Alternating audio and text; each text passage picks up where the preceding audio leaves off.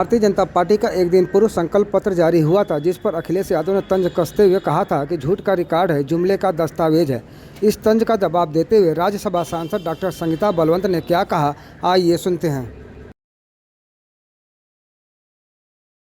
संगीता जी, कल अखिलेश यादव ने कहा था कि झूठ का रिकॉर्ड है, जुमलों का दस्तावेज है। इस संकल्प यात्रा को बीजेपी को क्या कहें? संकल्प पत्र को लेकर संकल्प पत्र। देखिए, अखिलेश यादव ने जो कहा वो पूरी तरह से चुनाव से पहले ही हार मान चुके हैं।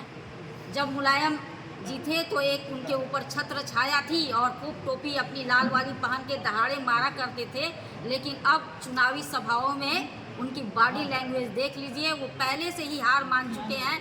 न मुंह से आवाज़ निकल रही है, न हाथ उनका ऊपर करके सपा जिंदाबाद के नारे लगा पा रहे हैं। वो लोग पहले से नरेंद्र मोदी जी के आगे और उत्तर प्रदेश के मुख्यमंत्री माननीय श्री योगी आदित्यनाथ जी के आगे हार मान चुके हैं। अब उनके पास कोई जनता खड़ी नहीं है, बस मुंह से कहीं कुछ जुमले और झूठ बोलने के सिवा उनके पास कुछ भी नहीं है। सीटें जो बदल रही हैं उसी का परिणाम है क्या? सीटें जो बदल रही हैं उसी का परिणाम है। वो खुद ही नहीं जान पा रहे हैं कि मैंने इनको सही दिया है कि अब जो देने जा रहे हैं उनको सही दिया है। तो जब मुखिया नहीं निर्णय कर पा रहा है तो जनता क्या उनके लिए निर्णय करेगी?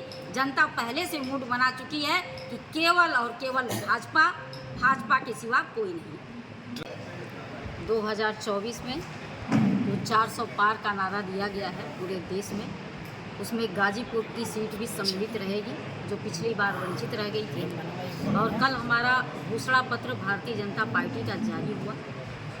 14 अप्रैल का दिन था जो बाबा साहब भीमराव अंबेडकर का जन्म तिथि था, और इस दिन भारतीय जनता पार्टी ने अपना घोषणा पत्र जारी करके पूरे देश के दलितों का, पिछड़ों का, आदिवासियों का सम्मान प्रदर्शित किया है, साथ ही संविधान का सम्मान किया है।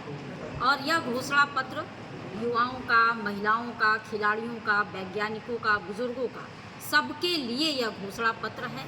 क्योंकि इस घोषणा पत्र को पढ़कर जो आगामी 5 साल में देश के यशस्वी प्रधानमंत्री माननीय नरेंद्र मोदी जी करने जा रहे हैं, हम सभी का, देश के एक एक नागरिकों का मस्तक गर्व से ऊपर हो गया है। क्योंकि इस घोषणा पत्र में ऐसी कई बातें इंगित है जो भारतवासियों ने सोचा नहीं था।